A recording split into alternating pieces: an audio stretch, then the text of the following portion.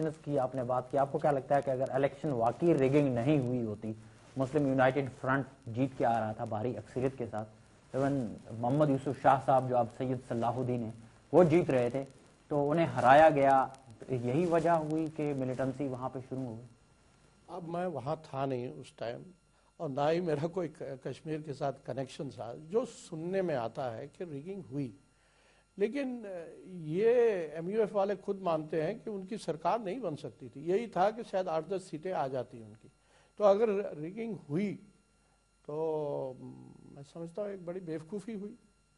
تو اسی ریگنگ کا آپ کو لگتا ہے کہ وہ بھی ایک اس ریگنگ کا ری ایکشن ضرور ہوا، کیونکہ بہت سارے یہ جو جے کے ایل ایف کے لڑکے تھے پھر لیڈر بنے، یہ اس الیکشن میں بھی انوالو تھے، اور کچھ اس دوران ان کی کچھوں کی پٹائی بھی ہوئی، میں نے سنا سری نگر. جی، نیشنل کانفرنس کے لوگوں نے ان کو پیٹا اور جیلوں میں بند کر دیا. پولیس نے بھی شاید پیٹا.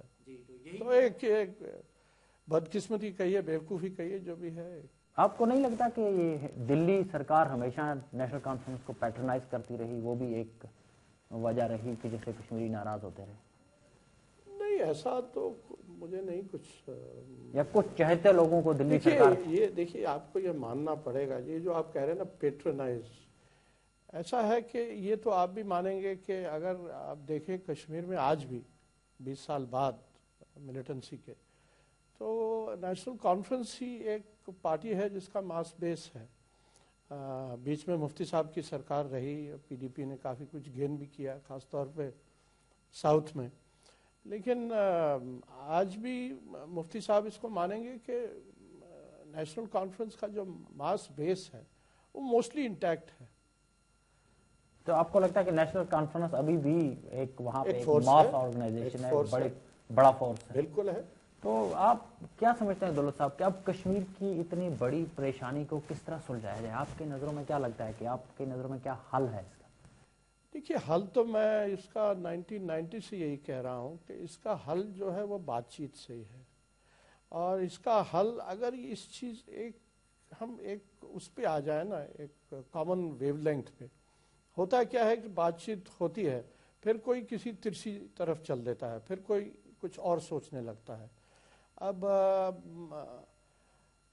کچھ حد تک شاید حریت والے چاہتے ہیں کہ بھئی دلی ان کو تھوڑا امپورٹنس دے یا سپورٹ کرے. میں سمجھتا ہوں کہ حریت سے بات ہونی چاہیے، ضرور ہونی چاہیے، سب سیپریٹسٹ سے بات ہونی چاہیے جو بات کرنے کے لیے تیار ہے.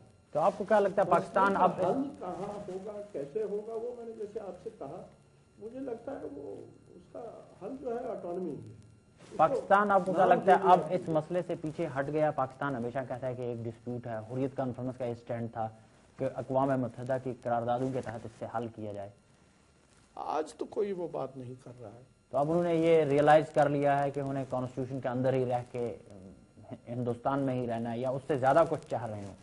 دیکھیے، ایسا ہے کہ یہی لیڈرشپ کی میں سمجھتا ہوں کمی ہے کہ ریئلائزیشن ہونے کے بعد بھی کچھ لوگ اس کو ماننا نہیں چاہتے ہیں، قبول نہیں کرنا چاہتے ہیں. تو پھر بات وہاں کی وہیں رہ جاتی ہے، پھر ڈاؤٹ ہو جاتے ہیں.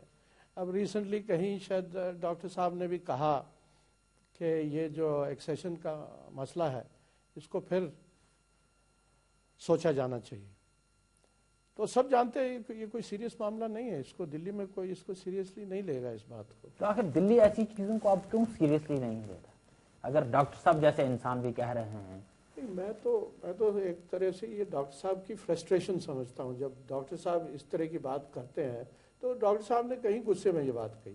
تو آپ سیریسلی تو ڈاکٹر صاحب نے کبھی ایسی بات نہیں کی. وہ کبھی قوم کے بارے میں سیریس رہے ہیں؟ آپ سمجھتے ہیں اگر آپ فرما رہے ہیں کہ وہ سیریسلی ایسی باتیں نہیں کہتے، تو کیا لگتا ہے آپ کو کہ وہ کشمیری کہتے ہیں کہ ڈاکٹر فاروق عبداللہ ہمارے بارے میں کبھی بھی سیریس نہیں تھا، اسے صرف اقتدار چاہیے؟ کیا آپ کو لگتا ہے کہ قوم کے بارے میں وہ سیریس رہے ہیں کبھی؟